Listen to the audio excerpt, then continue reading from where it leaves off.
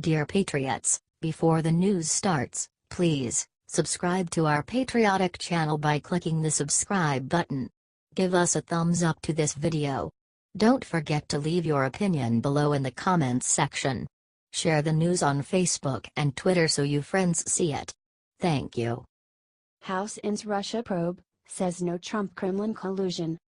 House Intelligence Committee Republicans closed their investigation of Russian election interference Monday, declaring they found no evidence that President Donald Trump's 2016 campaign cooperated with the Kremlin, a conclusion Trump quickly celebrated, but which Democrats called premature and even misleading. Soon after the Republican announcement, Trump triumphantly claimed vindication on Twitter. The House Intelligence Committee has, after a 14-month-long in-depth investigation, found no evidence of collusion or coordination between the Trump campaign and Russia to influence the 2016 presidential election, he wrote.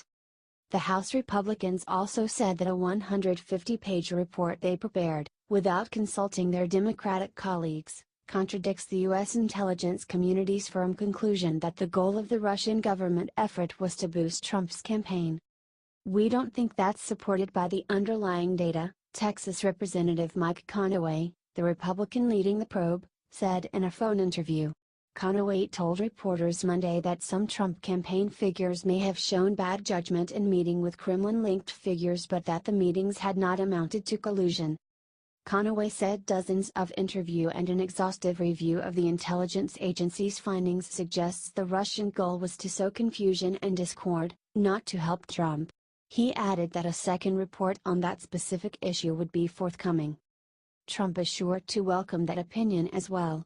He is said to resent suggestions that Russian meddling might undermine the legitimacy of his election. And he has insisted the Kremlin would have no reason to root for his victory, despite the fact that Trump repeatedly spoke of befriending Russian President Vladimir Putin and repairing fractured U.S.-Russia relations.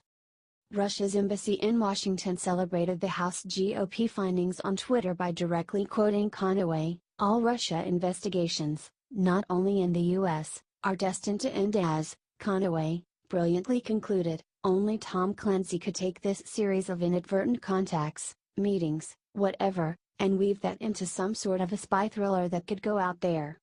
Democrats said Monday that the House GOP's conclusion adds new urgency to the ongoing investigation of special counsel Robert Mueller. But the Republican conclusion could provide Trump with more ammunition to attack Mueller's probe, which the president has called a witch hunt. Mueller's last set of indictments, filed last month against 13 Russian nationals accused of manipulating U.S. social media and staging political rallies during the 2016 campaign, asserted that the Russians sought not only to disparage Hillary Clinton but to assist Trump. The Russians worked for an internet troll factory funded by a well-known ally of Russian President Vladimir Putin. Democrats erupted in anger after they were blindsided by a summary report released by committee Republicans. They said it confirmed their long-standing view, bolstered by a recent secret Republican memo alleging anti-Trump bias on the part of Justice Department and FBI officials, that House Republicans were more interested in covering for the president than in an exhaustive public account of Russia's political meddling.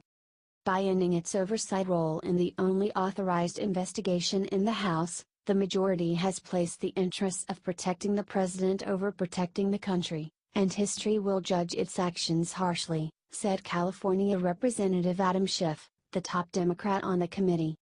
In an interview on MSNBC's The Rachel Maddow Show, Schiff said that Democrats on the committee would continue to conduct research independently, though they lack the power to compel witnesses through subpoena.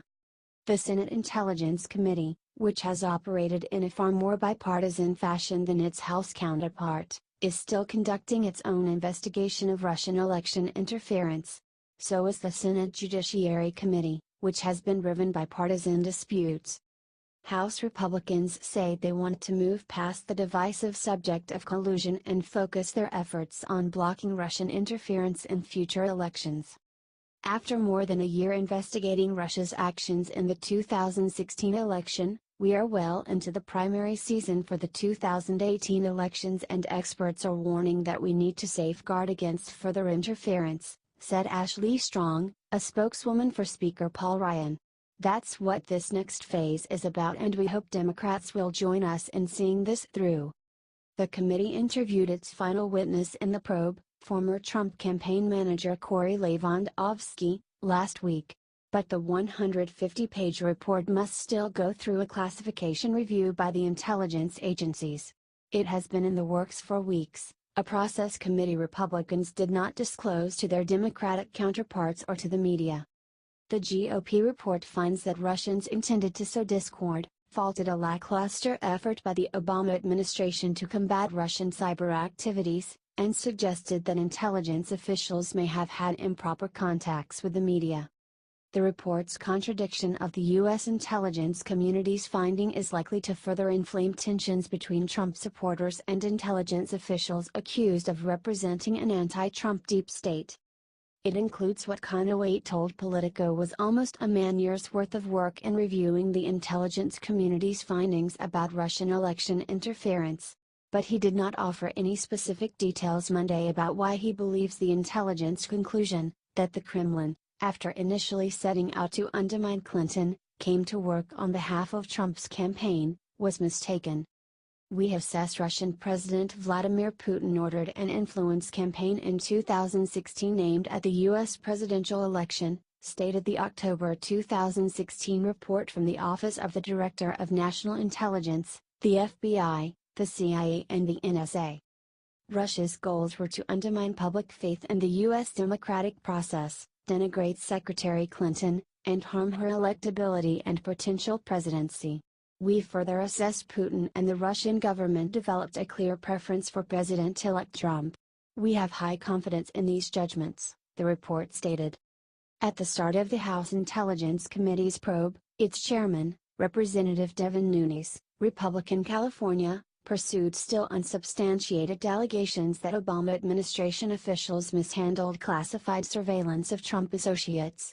Democrats charged that Nunes's real goal was to undermine the credibility of charges that Trump or his associates might have been influenced by the Kremlin. Schiff and the panel's other Democrats charged that Republicans seemed to rush the probe to a conclusion before the committee had developed a complete picture of how Russia intervened in the 2016 vote. The committee has not interviewed several key Trump associates who have either been indicted or pleaded guilty in the course of Mueller's probe.